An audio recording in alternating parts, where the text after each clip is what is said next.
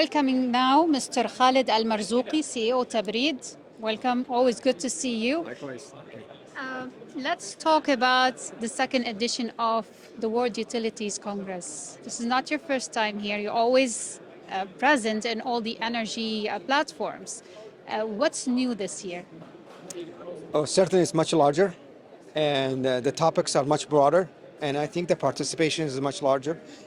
And of course, the decision makers around you, I think we have a lot of decision makers and a lot of audience that we able to actually send the message that what district cooling means and what Tabreed can do as being one of the major players in sustainability and energy conservation. Tell me more about your projects now. What has been achieved so far? What's in the pipeline? Currently, we are maybe one of the busiest here. We have well over about 8 plants under construction, literally in our areas of concessions. We have an expansion in Saudi Arabia, and as we announced previously, we're in Egypt officially now. We have one project there in Egypt, Oman, and Bahrain as well.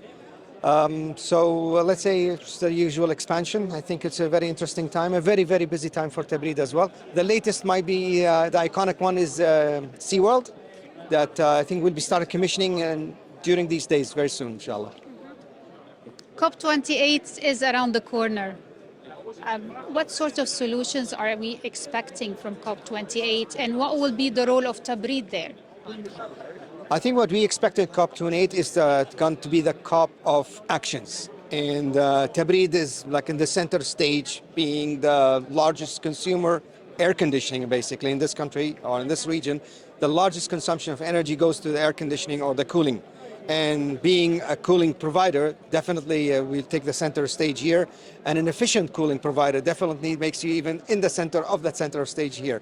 So the message is very clear that expanding, concentrating, and densifying the district cooling in this region, it would be a major positive step into conservation of energy. Of course, when we see conservation energy, basically a 1 kilowatt it's not spent. That means less carbon emissions, and much closer to our goal of achieving net zero by 2050, inshallah.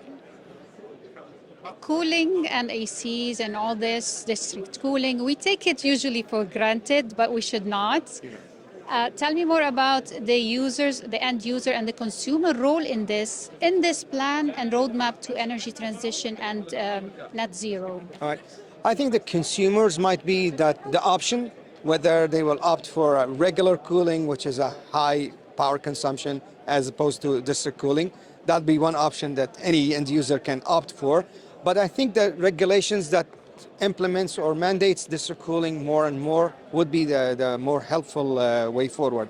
And district cooling, you have to keep in consideration that in addition to the advantages of getting a district cooling, which is much more optimized, it is for the developers because literally it frees up a lot of valuable real estate. It frees up the designers to come up with much more, let's say, different designs of the buildings, so you don't have to worry about where the units are. In addition to that, actually because the cooling in itself produces a lot of heat, especially in the hottest summer, months of the year, actually prevents street life. And this is something that people are promoting to have a more streetable, pedestrian friendly. So having a district cooling, because of the plant away from this, you are actually taking all of this heat that's generated from the plants, as well as the noise away. And you'll be able, for the designers, to be able to create a more livable outdoor space. It is, yes, we cater for the indoor space, but we actually help the outdoor space as well. That actually people can enjoy being in the outdoors rather being surrounded by lots of heat sources from all those chiller units and the noise that they create as well. Technology plays a big role, especially artificial intelligence. A lot of people are looking for that. How are you using this in your operations? Well, I think you're touching the subject of load demand, how to predict the load demand. We started concentrating all of our plants and have them operated remotely. So hopefully by end of year or next year, we'll be connecting about 40 of our 86 plants to a central control room.